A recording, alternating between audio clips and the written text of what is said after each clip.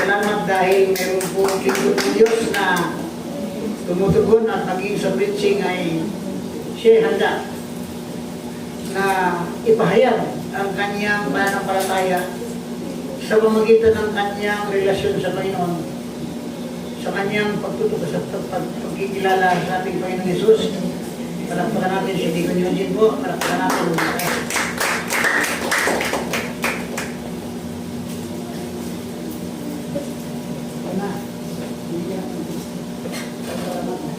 Isang mapagpalang gabi po muli sa bawat isa. Purihin ng Panginoon at it's a privilege po na una ay makapagbahagi ulit ng salita ng Panginoon. Ngayon ay ayan, praise God at gawa ng ating computer. So napakabuti ng Panginoon. So ngayon po, bago po tayo lumalim sa salita ng Panginoon, nais ko pong tanungin, ano kaya ang nasa isip nyo? Paano, kung tatanungin ko kayo ngayon, paano ba ako maliligtas? Sa tingin ninyo? Di ba? So, kung mundo po ang sasagot, marami pong sagot ang mundo. Di ba? Sabi, pagka nagtanong ka mismo, yung unbeliever, sabi niyan, basta mabait ka, okay na. Basta sincere ka, okay na rin. Di ba? Basta pare-pareho lang naman ang Diyos, kahit ang simbahan. Yun ang tugon ng mundo. Di ba po? So, ito po, kaibigan kapatid, sa atin po ngayon, dahil nandito po tayo sa ating gawain, ituturo po ng Diyos sa atin kung ano talaga ang kaligtasan po kasi ay hindi parang buffet na mamimili ka katulad ng sa mga kainan, di ba? Buffet, mamimili ka, hindi po ganoon ang kaligtasan. Ngayon, di ba? Napunta tayo dun sa logic na gano'n. Kung ikaw din ang tatanungin, di ba? Kung ikaw ay may malubhang sakit, di ba? Di ba? Sinabi ng doktor, iisa lang ang gamot na makakapagligtas sa'yo. Di ba? Magagalit ka ba sa doktor? Tingin ninyo, di ba hindi? Pero yung tugon ng mundo kanina, baliktad, maraming choices. Di ba? Ngayon, dito sinabi ng doktor na isa lang ang makakapagligtas sa'yo. Di ba? So doon, malinaw yung direksyon. Sa atin kaya, malinaw kaya? Yun ang malaking tanong. Ito po ngayon ang ating sasagutin ngayong gabi. Guess nyo ba yung question na yun? Yung logic po na yun? So, meron pong kwento sa Biblia, sa Acts 4, tulad po, katulad ng istorya po ni Peter, di ba? Si Peter po kasi, noong nagpapahayag sila sa templo, marami pong mang-uusig, pero marami pong nanampalataya. Ayan po yung pinapahayag po ni Peter that time. Pero si Peter po, alam nyo ang nangyari sa kay Peter, yun po yung ikaw ay nagpapahayag ng salita, pero iba. Kasi po, may conflict po that time. Noong nagpapahayag, ang magkasama po dito sa Acts 4 ay si Pedro at saka si Juan. Tingnan niyo po yan. Sa Acts 4:3, actually ang aking text. So ngayon, doon po, may mga makapangyarihang religious leaders ng Israel. So sa gitna po, etong si Peter po, sa gitna ng kanyang pagpapahayag ng salita ng Panginoon, ay matapang po niyang sinabi doon sa makapangyarihang leaders ng Israel, kumbaga yung mga high priest doon that time sa simbahan po doon, na sabi niya, sino ba talaga ang makakapagligtas ng tao? Ngayon, ito po yung pinakamatapang, alam niyo po yung Acts 4:12, yan yung pinakamatapang ng sagot ng isang mananampalataya. Ano sabi niya? Ano po sabi sa kanyang ang next please, ayaw gumana. Ayan. Diba, sa text natin, sa kanya lamang matatagpuan ang kaligtasan sapagkat walang ibang pangalan sa buong daigdig na ibinigay ng Diyos sa mga tao upang tayo ay maligtas. Amen. Diba? Ayan po yung pinakamatapang nating statement sana bilang mananampalataya. Nagigets po ba natin? Bilang isang mananampalataya, mga kapatid, ngayon, tulad po ni Pedro, ay ganun din po tayo nabubuhay ngayon. Di ba? Wala pong pagkakaiba sa mundo noon at ngayon. Di ba? Marami pong paraan, sabi nga, na papunta sa Diyos. Di ba? Di ba? Katulad na sinabi ko kanina, basta sincere ka, basta meron kang religion, pero hindi po yun yung tamang tugon, tamang pananaw dapat natin. So, dito po sa mga religious leader, hinuli po kasi si Peter dito that time. So, kumbaga si Peter po dito, sinagot yung talatang ito, nasa court po siya ng pinakamakapangyarihang leaders ng Israel. So, doon po siya nakatayo sa Sanhedrin. So, ngayon, yung ganyang talata po sa atin, ay ito po yung, nasa gitna ka ba kung ikaw po kapatid, nasa gitna ka po ng banta, nasa gitna ka ng takot, nasa gitna ka ng pressure, kaya mo bang sabihin ito? Tingin niyo po, kaya natin? Kumbaga, katulad po ni Peter, nasa bingit po sila ng kamatayan at na pwede silang ikulong, actually kinulong sila dito, buong magdamag. So ngayon, sa atin, kaya natin sabihin yan? Kaya nga, sabi po, salvation is found in no one else. For there is no other name under the heaven given to mankind by which we must be saved. So sa Tagalog, ayan po yun, sa kanya lamang matatagpuan ang kaligtasan. No other name. So ngayon, lalo pa tayong tignan ang ating yung background ko kasi niyan.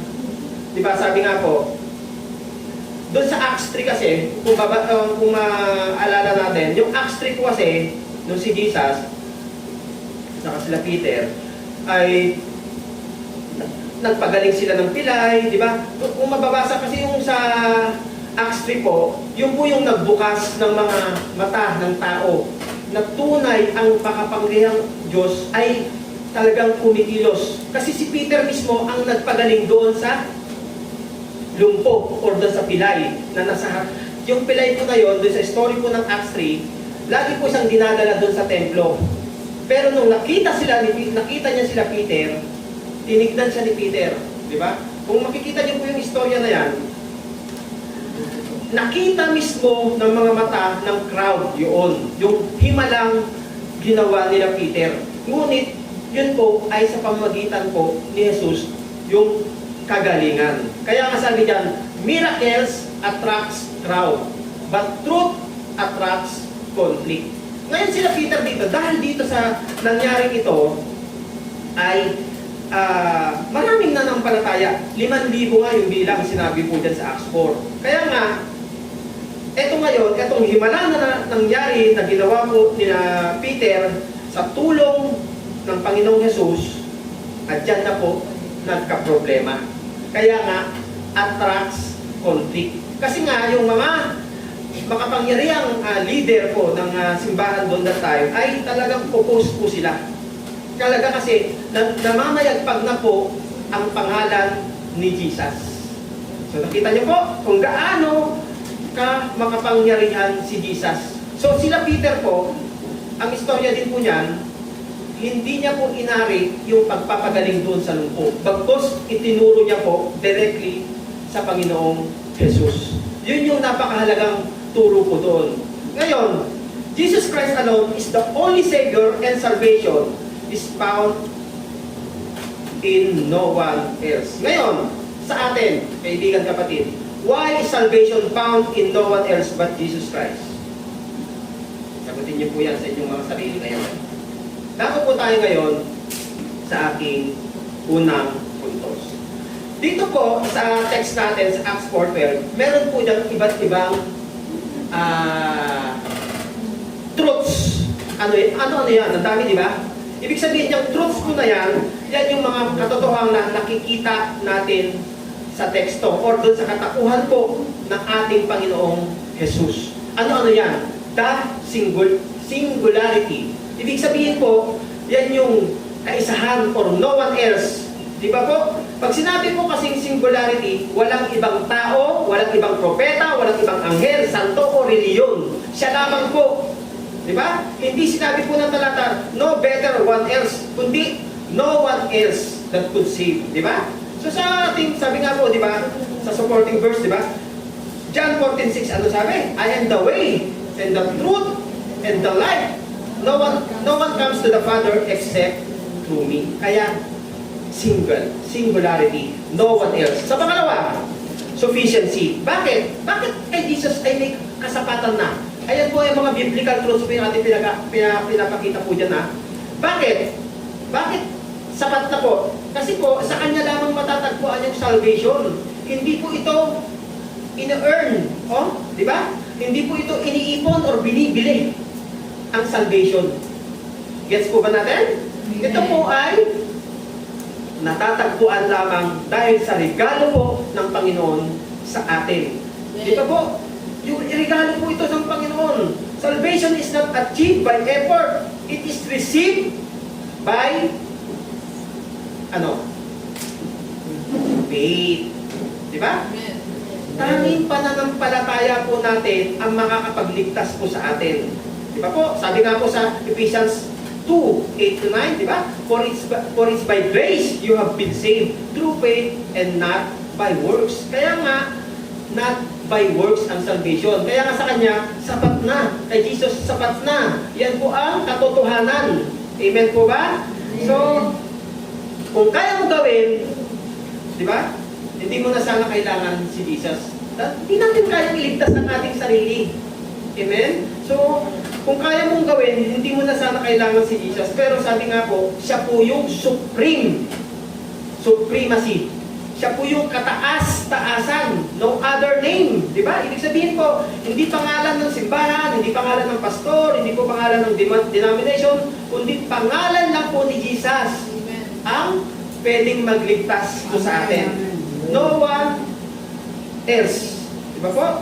So, hindi po pangalan ng kahit kanino. Sabi nga po, sa Bible po, ang name po kasi ay nangangahulugang authority. Kumbaga, ito po yung identity and power of Jesus Christ. Sabi nga po sa Philippians 9-11, Philippians 2:9-11, God exalted Him to the highest place and gave Him the name above every name. Diba? Napakagandang ano po yun. Kaya nga, above, kataas-taasan. Diba po? Supreme. Diba tayo dito po sa ating bansa, ano yung pinakamataas na Supreme Court, diba? Siya yung kataas-taasan. Diba? Meron po tayong Supreme Court. So, ibig sabihin, si Jesus ganun din po. Siya yung pinakamataas. Diba po? Kaya nga, lahat ng tuhod ay luluhod. Diba po? Hindi sa religion, kundi kay Jesus lamang. Amen? So, pangapat, the sovereignty. Ibig sabihin, kapamalaan. So, ibig sabihin po niyan, under heaven. Walang exemption dito. Walang cultural version. Walang regional salvation plan. Kumbaga, sa Kanya po lahat ng kapamalaan, ibigan kapatid.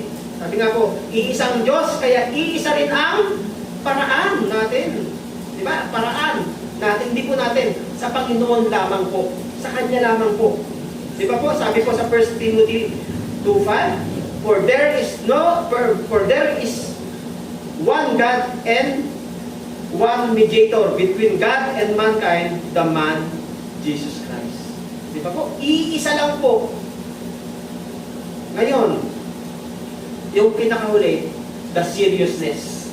Tayo po kaya, nakikita ba natin yung biblical truth na yan, yung katotohanan sa observation ng ating text, na ang kaseryosohan, di ba? Kailangan po natin maligtas dahil hindi po biro ang impyerno. Maski sa ating mga kamag-anak, may paliwanag po natin yan, yung kaseryosohan, we must be saved dahil hindi po eternal po ang pinag-uusapan natin. Eternal death. Di ba po? Kaya maano po to? Kaya po ang salvation is not optional.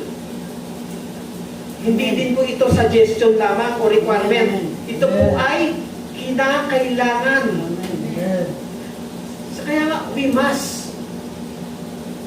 Ang salitang must po dito, doon sa English version po kasi niyan, ay nagpapakita po ng urgency at necessity.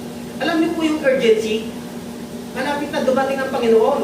Pero nakikita ba natin yung ating necessity? Alam po, pag sinabi po kasing necessity, ito po yung pangangailangan natin kay Jesus. Ito po yung tanging kailangan natin si Jesus. Wala pong ibang makakapagligtas kasi sa atin, kundi po si Jesus lamang. Amen. Siya, kung makita natin yung ating kahinaan, yung ating kasalanan, dati hindi natin po kasi alam yun eh. Pero dati ngayon, dahil alam na natin na makasalanan po tayo, binago tayo ng Panginoon, ito nilolong po natin. Kailangan po natin masave even our loved ones and relatives. Kaya po, sabi nga po, kung makita natin yung kahinaan natin, makikita din po natin yung urgency na ipamahagi, i-share ang Panginoon dahil sa Kanya lamang ang kaligtasan. Sabi po sa Hebrews 9:27, people are destined to die once and after that to face judgment. Yun po yung nakakalungkot. Saka na lang ba tayo tatawag kung magdadad sa tayo? Wala na pong ganun. Wala na pong second chance. Sa pag-ibig meron pa, sabi eh. Di ba? Pag-ibig ng tao, love is sweeter than second time around. Pero sa Panginoon, pag sa sa salvation na pag pinag-uusapan, wala na pong second chance. Amen. Amen? Amen. So, hindi lahat ay saved, sabi nga. Pero haharap po lahat sa Diyos. Yun po yung tandaan natin.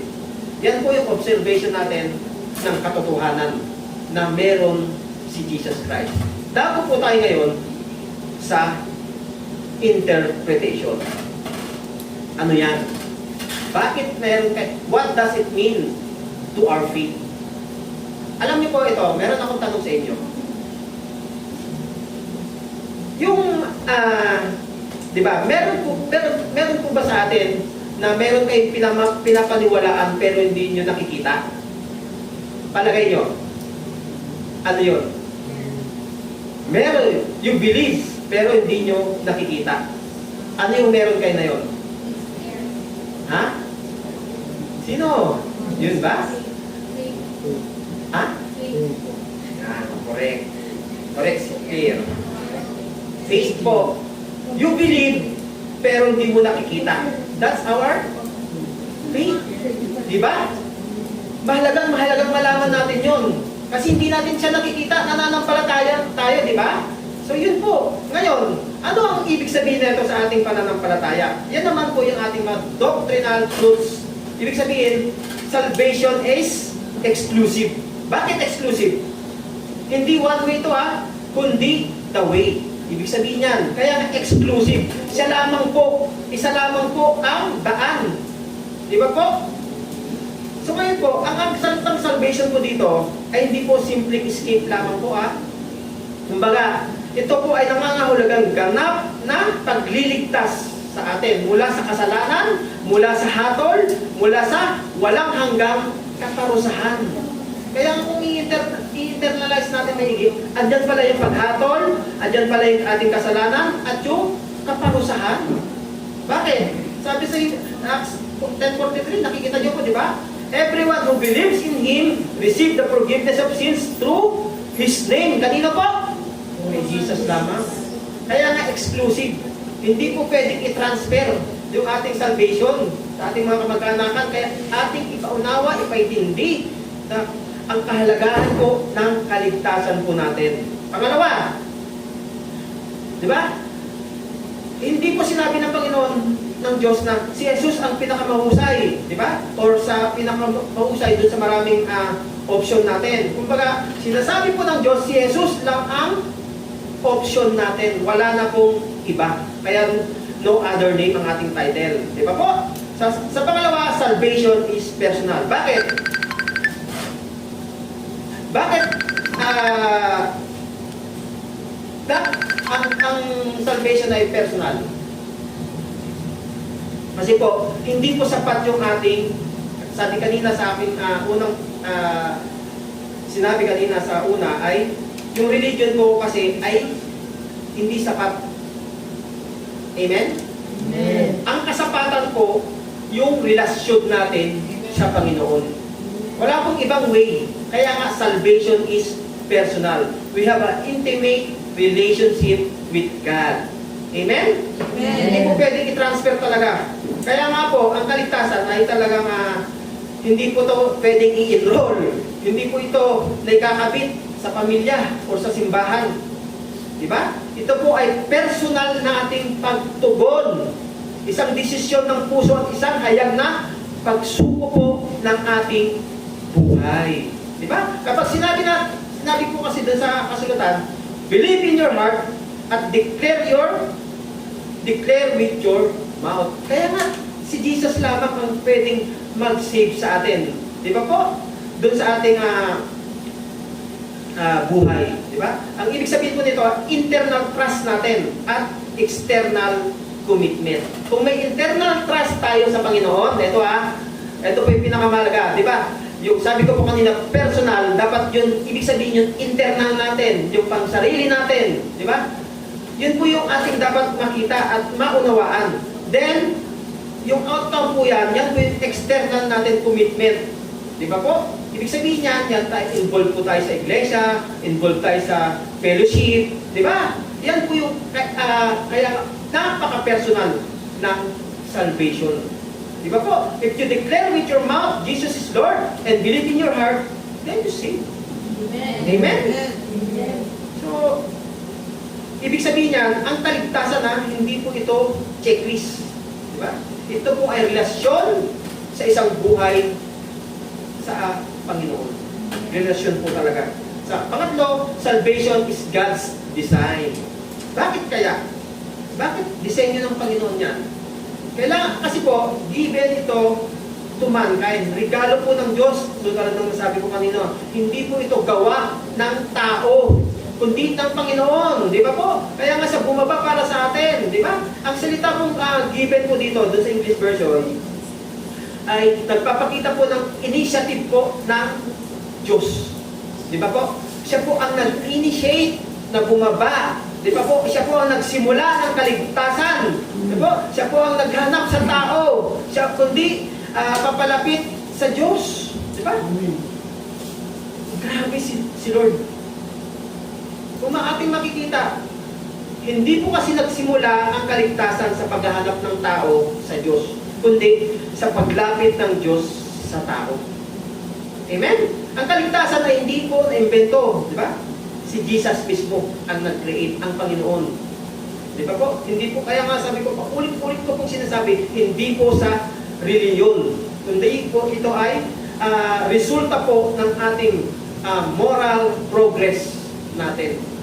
Amen? Ito po ay planong ginawa na sinimulan at tatapusin din po ng Diyos. Kaya nga siya ang simula at wakas. So, sabi nga po sa John 3:16, for God so loved the world that He gave His only one and only Son. Kaya nga ang kaligtasan po ay bunga ng pag-ibig ng Diyos, hindi po pagsisikap ng tao. Diba? Ito po, paulitin ko ulit. Ang kaligtasan ay bunga ng pag-ibig ng Diyos, hindi po ng pagsisikap ng tao. Kaya nga po, kaibigan, kapatid, ito po, meron pong warning sa atin. Di ba? Tayo po, sabihin natin, religious tayo. Di ba? Nagsisimba ako, ma-attend ako, pero walang relasyon sa Panginoon. Yun po yung malungkot. Ito reality check po ito sa ating mga sarili. Tignan natin, mabait ka, yes, pero walang kapatawaran. Diba? Sincere ka, pero misdirected ka naman. Diba? Tapat ang puso mo, pero mali yung daan mo. Sinasabi mong ganun ka. Diba? So, ang tinitignan po dito, yung sincerity po natin ay mahalaga, pero hindi sapat kung mali ang ating pinapaniwalaan. Yes, sincere po tayo, pero tapat, ayos ba yung ano? Sapat ba yung ating mga pinapaniwalaan? Ayon ba sa kalooban ng Panginoon? Tugma ba? Di ba? Sa kalooban ng Panginoon? Di ba po? Kailangan yung ating pinapaniwalaan, alam natin, naiintindihan natin. Kaya sa bawat isa sa atin, matuto po tayo magtanong. Di ba po? Dapat marunong tayong umamin na may kakulangan sa atin. Kasi kung hindi natin makita yun sa ating sa sarili, hindi po tayo, hindi po talaga tayo matututo. Paano tayo hahantong dun sa salvation na ating hinahangad kung hindi tayo nagsisik ng advice, especially sa mga leaders po natin. Kaya nga, sabi po sa Proverbs 14:12, sabi niya, there's a way that appears to be right, but in the end, it leads to death. Kaya kaibigan, kapatid, huwag naman sanang ganito. Di ba? There's a way appears to be right, but in the end, it leads to death. Di ba? Ibig sabihin niyan, may mga daan na mukhang tama ako sa patingin natin sa simula, pero mali ang ating patutunguhan dun sa dulo. Kaya, kung wala si Jesus, wala pong kapatawaran, wala ang buhay, wala ang kaligtasan natin. Kung wala si Jesus. Hindi po malupit si Lord sa atin, pero kailangan nating maunawaan paano tayo maliligtas. At ito yung mga kailangan natin, maintindihan at maunawaan natin itong mga bagay na to para maibahagi natin. Kasi napakahalaga po na maintindihan natin ng salvation is inclusive, salvation is personal, and salvation is God's design. Sa Kanya lamang po, hindi talaga malupit si Lord sa atin, pero ito yung requirement niya. Di ba? This is requirement ni Lord sa atin. Diba? Hindi talaga, kundi si Jesus lang po ang binigay kasi. Tanging si Jesus, kung naalala mo yung Sunday na aking share sa youth, di ba? Siya lang po eh. Kaya siya pumunta. Why Jesus came sa atin? Para iligtas po tayo. Pero kung hindi natin maunawaan, at hindi pa lalo natin na-internalize, nahihirapan po tayo. Lumakad dun sa kabanalan at katwiran patungo sa ating kaligtasan. Pangatlo, last, application. Ito yung pinaka-importante sa buhay natin. Alam niyo po yung aking ginawang sharing na ito, observation, interpretation, and application. Tatlo lang para mabilis. Now, how will this be implemented today? Paano ito isasabuhay? Paano natin isasabuhay ito, kaibigan kapatid? Paano? Una, we need to examine your faith. Tulad na sinabi ko kanina, yung pinapaniwalaan mo na hindi mo nakikita. Diba?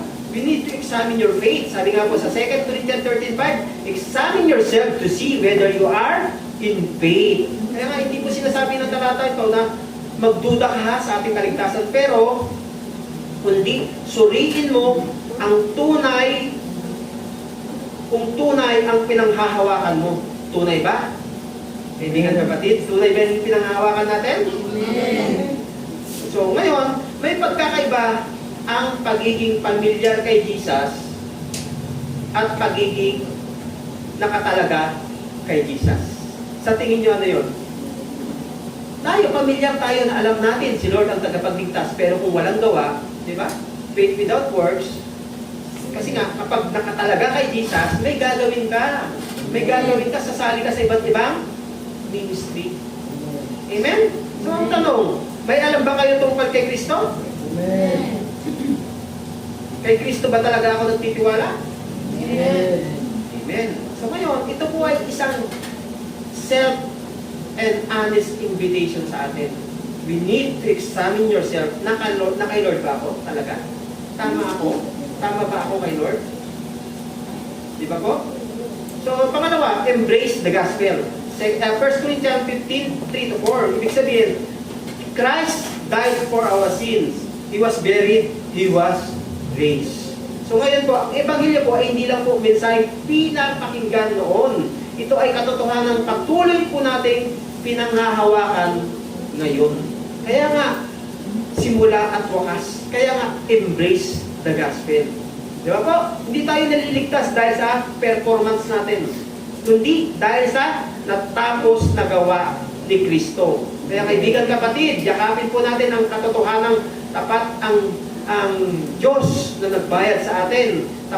Sapat po yung sa kanyang sakripisyo. Maintindihan natin yun yung pagbabayad niya ng kanyang buhay, yung kanyang sakripisyo, yung buhay niya na nagligtas sa atin, at yung araw-araw.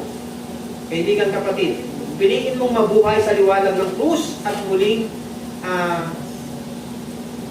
pagkabuhay ni Jesus. Maunawaan po natin ngayon. Pangatlo, express your allegiance. Ibig sabihin ng allegiance, ano kaya yan? Ibig sabihin yan yung katapatan. Kaya nga, Luke 9:23, whoever wants to be my disciple must deny themselves. Diba? Katulad po ni Peter dito. Kahit alam niya, mapapahamak siya, ang tugon niya, walang ibang daan, no other name na makakapagligtas sa tao. Di ba po? Kaya nga po, ang ating pagtanggap kay Jesus bilang tagapagligtas ay kasabay po yung ating pagsuko sa Kanya bilang Panginoon. Di ba po? Ang pagsunod kay Kristo ay hindi lang po dagdag sa ating buhay, kundi ito po ay paglipat po ng pamumuno niya sa atin. Di ba po? Namumuno na po ba si Jesus sa buhay natin? Amen. Namumuno na po ba? Amen. Huwag mo labas sa So, huwag mo labas sa ilong. Kaya kailangan po talaga natin ito. We must embrace the gospel. Kumbaga ito kaibigan kapatid. Ito dapat ang sabihin natin. Hindi na ako ang masusunod, kundi ikaw, Panginoon. Amen. So kung gano'n ang ating approach kay Lord, ay, marami po tayong hayahay sa buhay. Sa totoo lang. Dahil si Lord talaga nakikinig po Kaibigan kapatid, ito po ay araw-araw na desisyon natin. Araw-araw na lakad natin. Marapat nating piliin si Kristo kaysa sa ating mga sarili. Naririnig ba natin yon? Araw-araw na desisyon natin, dapat piliin natin si Kristo kaysa sa ating sarili. Amen? Amen. Pangapat, evangelize with love. So ito po, napakahalaga din po. Sa Colossians 4:6, let your conversation be always full of grace. So yan po, yung katotohanan po dun sa Acts 4:12 kasi ay malinaw po. Pero ang paraan po ng pagpapahayag nito ay dapat puno po ng biyaya. Amen. Always full of grace. Diba? Hindi po tayo tinawag para manalo sa kahit anumang argumento, kundi tayo ay tinawag upang magdala po ng kaluluwa kay Kristo. Kaya po, kaibigan kapatid, hamon po sa atin. Sabihin natin ang katotohanan na may kababaang loob, may pag-ibig, may malasakit. Yun po yung makapakahalagang tignan natin. Kaya nga, ang kaligtasan po, evangelize and with love dapat. Sa pang-apat, expect opposition. Naranasan nyo na ba yan? Na-oppose na ba kayo? Nasalungat na kayo? Or na-reject na kayo? Amen. Ibig sabihin po niyan, sa John 15:18, if the world hates you, keep in mind that it hated you first. Si Jesus po, di ba? Grabe. Hindi siya minahal binugbog siya, kinawawa siya. To the point of death. Kaya natin yun? Yan po yung talagang simbolo ng Christmas Makita natin yung sarili natin. Yung kahinaan natin, the necessity na kailangan natin si Jesus sa buhay natin. Wala pong ibang paraan. No other name. Hindi tayo tinawag para maging popular. Kaibigan kapatid, kundi para sa tapat na paglilingkod. Di ba? Kaya nga, kaibigan kapatid, tayo po, hindi po, ang isang tandaan lang din po natin, hindi po tayo nag-iisa sa ating laban. Nauna na si Jesus Susunod na lang po tayo. Gusto nyo ba? Ito po, ulitin ko. Hindi ka nag-iisa. Nauna na si Jesus. Amen. Kaya tayo, bilang kanyang mga anak, na patuloy na tinuturuan. Di ba po? So ating mga kapatid, ang tanong ngayon, kung malinaw ang mensahe sa'yo, ano kaya ang gagawin mo sa pangalan ni Jesus sa buhay mo? Malinaw ba sa atin yung salvation ngayong gabi? Natin pinag-aralan? Amen. Ngayon, malaking question mark ito sa atin, pero anong gagawin mo sa pangalan ni Jesus sa buhay mo ngayon? Lalong-lalo sa sunod na taon. Napakalaki po ng ating responsibility na ihayag, di ba? Ating samantalahin ang pagkakataon na makapagbahagi, di ba po? Kaya napakahalaga po ng salvation sa atin. Sa ating pagmulay sa aking conclusion, di ba po? Conclusion, ibig sabihin, no? Hindi po. Kumbaga, salvation is found in no one else. Di ba po? Tignan na lang po natin. Ako magkukwento ng isang kwento na lang. Huli na lang. Di ba po? Sa isang sunog, lalo sa Hong Kong, doon sa nangyari doon, di ba, napakaraming building ang nasunog. Ngayon, doon sa isang kwento doon, maraming mga taong nagpanik. May mga taong sumisigaw. Tapos sabi ng isang rescuer, sumigaw, dito lang po ang labasan. Sabi niya, isa lang ang ligtas na daan. Diba? Nakuha niyo ba? Pero may ilang sumagot, sigurado ka ba? Ganyan yung tao. Diba? Sigurado ka ba? Hindi ba pwedeng kahit saan? Baka may ibang paraan pa. Yan ang tao. Kaya ngayon, habang nagtatalo sila, lumakas yung apoy at naubos yung oras. Mga kapatid, sa oras ng panganib, di ba? Ay hindi po nagbibigay ng maraming opsyon ang Panginoon. Isa lang po ang opsyon. Ang pag-ibig ay nagbibigay ng malinaw po na direksyon sa atin. Kaya nga po, dito po, nung nasa court si Peter, hindi po yun message ng galit, kundi message po ng, hindi rin po itong message ng pride. Ito po ay message po ng rescue. Kaya nung sumigaw siya, ang ganda ng message, di ba? Ano sabi niya? Sa text? Ano sabi? Sa kanya lamang matatagpuan ang kaligtasan, sapagkat walang ibang pangalan sa buong daigdig na ibinigay ng Diyos sa mga tao upang tayo ay maligtas. So sa ating conclusion, di ba? Yun po yung isang sigaw, isang rescue sa atin. Makinig po tayo. Amen. Di ba po? Kung ating lalaliman ang ating pangunawa ngayon, makikita natin. Di ba po? Tayo ay isa rin pong rescuer na sumisigaw sa ating mga loved ones, relatives, sa mga kakilala. Di ba po? Isa lang, dito lang po ang labasan. Di ba po? Isa lang po ang ligtas na daan. Yan po ang ating ibigay, ating ipaunawa. Di ba? Kaya mga kaibigan, kapatid,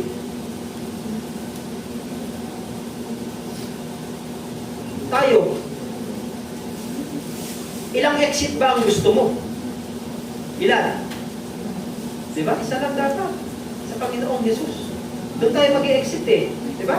So, gaano ka kasincere na yun? Kaya nga, kaibigan, kapatid, kung mali ang direction mo, ay hindi po talaga tayo maliligtas. Kaya kaibigan, kapatid, ang magandang balita, ito po, sa bawat isa po sa atin na aking iiwanan ngayong gabi, may bukas po na daan, may binigay po na pangalan. Walang iba kundi ang Panginoong Jesus. May tagapagligtas na nagbuhos po ng dugo para sa iyo. Yun ang ating sabihin. Diba? At ngayon, tulad noong araw ni Pedro po, may isang decision po na kailangan nating gawin. Hindi bukas, hindi balang araw, kundi ngayon, kaibigan, kapatid. Ngayon mo gawin. Salvation is found in no one else. Kung hawak mo ang pangalan, hawak mo ang buhay. Kaya no other name. Ulitin ko po. Kung hawak mo ang pangalan, hawak mo ang buhay. Diba? So ngayon, tinatanong po tayo ng Panginoon Diyos, hindi kung anong reliyon mo, kundi lumapit ka na ba kay Jesus? Tinanggap mo na ba ang kanyang pangalan? Sa kaya, sa uli ko pong text, no other name but the name of Jesus. Yun po, sa Diyos lahat ang papuri.